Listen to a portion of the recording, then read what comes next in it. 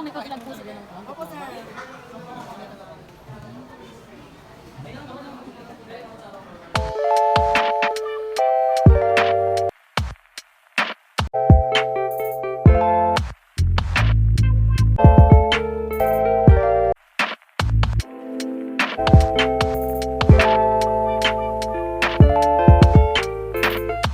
Ayan, 1:33 PM na. Nandito kami sa school, Lakeview.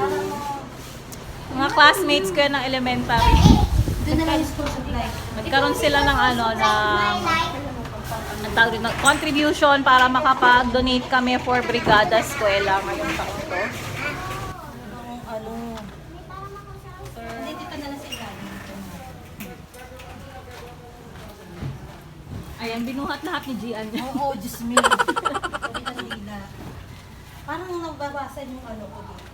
Mga 10 kilo. Ayan. Nabawasan ng timbang.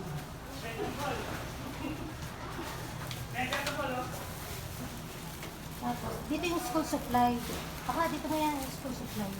Dito na? Oo. Admin. Hello, sir. Ay, ano ba? Sige. Kaya mo na, hello.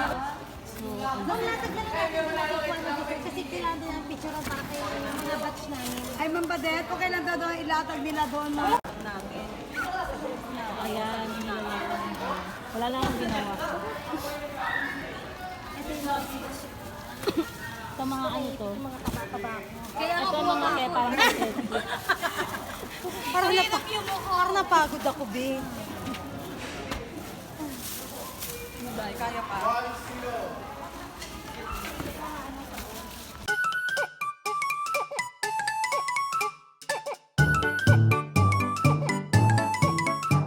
So, ayan yung mga nabili gamit yung mga contributions naming magkakaklase.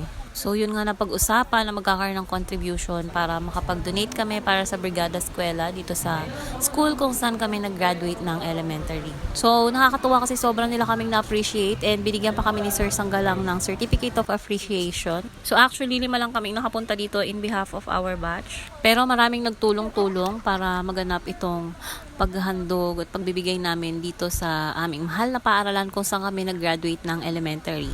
Napakarami naming memories dito sa school na talaga namang nakakatuwang balikan. So, ayun nga at may dala-dala rin silang mga foods, pang merienda.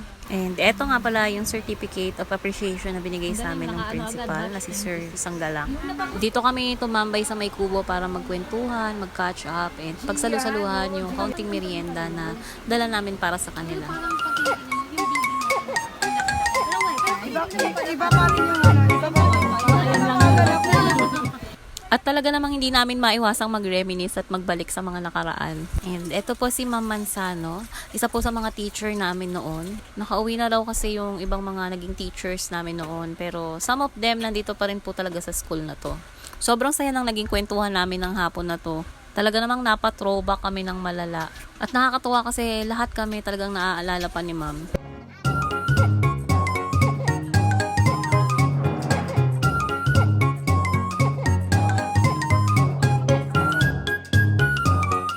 In-invite na rin namin kumain yung iba pang mga teachers na nandun pero hindi na ako nakapag-vlog masyado. Sobrang nawili ako sa kwentuhan at nakalimutan ko nang mag-vlog. Tapos eto, uuwi na kami. Sobrang thank you po kay Ma'am Mansano, to the school principal na si Sir Sanggalang, sa iba pa pong mga teachers and sa mga staff sa school for the warm welcome and for the appreciation. Bakla katukin kaya natin yung mga classmates natin. So ayan, nasa labas na kami ng school, hindi pa kami uuwi at nagbabalak pa nga silang magbahay-bahay. So ayun nga, at una nang napuntahan dito si Julian, yung pinakamalapit dito sa school. At naging sugod bahay na nga ang peg, charot. Dito na nga namin tinuloy yung tawanan at kwentuhan. Nakakatuwa rin na after ng maraming taon is makasama mo ulit at makabanding yung mga classmates mo. Vlog na? Vlog yan? Yeah. Hi! Hi, vlog! Hi, vlog! Hi vlog! Hi vlog! Bakla pa yung pulbo, may pulbo ka na. Nagre-retouch. Pagkatapos ay lumipat naman kami dito sa kabila kay Annalyn. So more kwentuhan, more chika, and more tawanan pa ang naganap. Next destination. Dito naman kami sa... Oh. Nagbabahay-bahay yan. Bye-bye! Hindi kayo pwede pumunta sa amin, masikip. Oh, yeah. So ayun, dahil hapon na rin maya-maya ay nag-uwian na rin kami. I really had so much fun with you guys. And nagpaplano na nga sila ng reunion. So sana matuloy at maraming makarating next time. So thank you so much mga classmates sa pagtutulungan para makapagbigay tayo sa ating paaralan. So that's it. Thank you for watching. Bye! See you on my next vlog.